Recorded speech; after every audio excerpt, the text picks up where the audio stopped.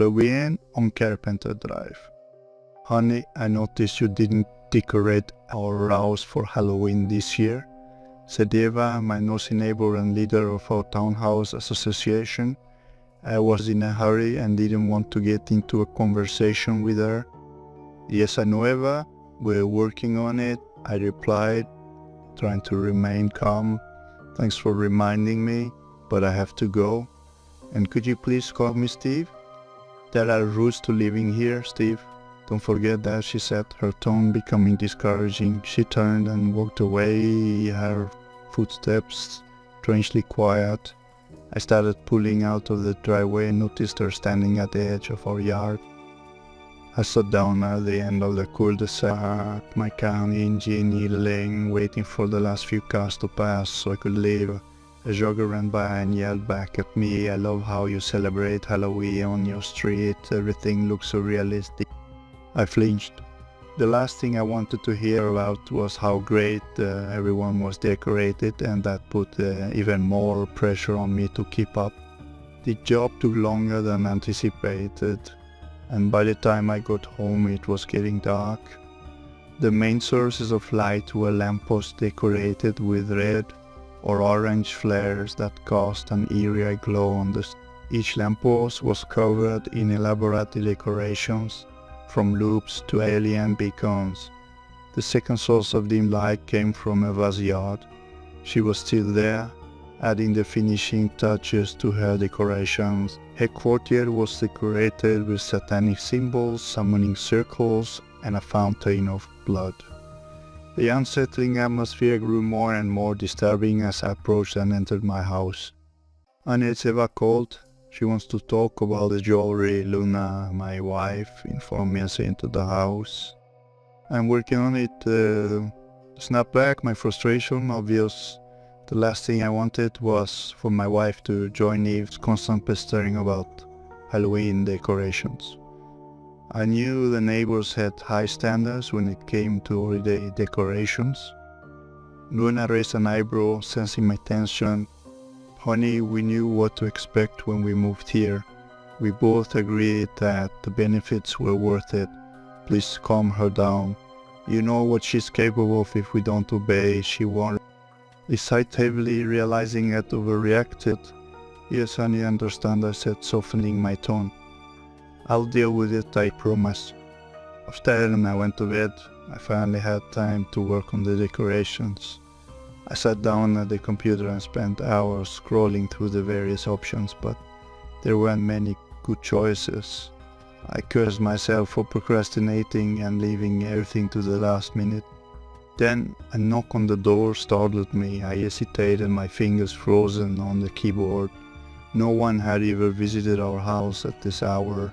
I cautiously approached the front door and peered through the peephole. As I opened the door, I saw a familiar face from next door. This was Mr. Hollows, one of our neighbors, appearing out of the darkness. He was dressed in a tattered black coat and his face was hidden by a skewed grinning mask. The mask wasn't just for Halloween, but it was one he'd had forever since his near-death experience many years ago. "Good evening, Stephen," he said, his voice low and chilling. I noticed you were faced with a dilemma. I swallowed, feeling his intense gaze on me. "Mr. Hollows, finding the right jury has been quite difficult." "Stephen, where's your Halloween spirit?" He stepped closer, making me instinctively take a step back. His voice remained low. "Blair's yard is filled with many terrifying decorations. What's holding you back?" My heart hammered in my chest and I stammered, "I'm still working on it, Mr. Hollows." His eyes, hidden behind his mask, sank into mine. "You know, Stephen, Halloween spirits require respect. Without it, they can..." He slowly extended his gloved hand, showing off a collection of purple fingers. "You don't want that, do you?" He shook his hand, nervously wrinkling my nose at the icy grip. "No, Mr. Hollows, I'll figure it out. I promise." His eyes seemed to glisten with unnatural impatience. "That's just what I wanted to hear, Stephen. I hope you find something suitable for the occasion. After all, Halloween is supposed to be fun, isn't it? He turned and walked away, his footsteps dissolving to the darkness of the street. Feeling anxious, I quickly bought the best props I could find within 24 hours. Then I closed the blinds and went to bed, hoping to avoid further conversations with the neighbors for a while. The next day, after work, Luna and I started setting up everything in our yard. Our yard turned into a scene straight out of the French Revolution with its own guillotine. However, as I struggled with the tangled decorations, I felt someone's figure creeping up on me from behind. Suddenly, a deep voice whispered, trying to catch up with Blair, "Stephen, you still seem to be missing something special." Started. I turned so Mrs. Stocker, an elderly neighbor known for her twisted sense of humor. Half of her face was hidden by a grotesque mask that looked more like a real human skull than a Halloween costume. I'm trying my best, I stammered, feeling the need to justify myself. Her skeletal fingers reached for the fake web I'd set up. "You know, Stephen, it's not just about the jewelry. It's about getting fully into the Halloween spirit, embracing the darkness." "I assure you, Mrs. Stoker, I'm doing my best to embrace that spirit," I said, trying to smile despite my growing anxiety. Leaning closer, her skull mask was a few inches from my face, she spoke, her voice eerie. "Really, Stephen, Halloween is a time for indulgence. It's a time to cross boundaries you would never dare cross in the light of day." I watched as she held out a gnarly hand, exposing an intricate antique dagger. "How far are you willing to go to satisfy the spirits?" My heart races and I instinctively take a step back. "I'm willing to go as far as necessary, Mrs. Stoker." Her ringing laughter pierced the night. "That's a good answer, Stephen. You're safe for now. But remember that Halloween is a time of reckoning. Those who fail to appease the spirits may find themselves on the other side of dark."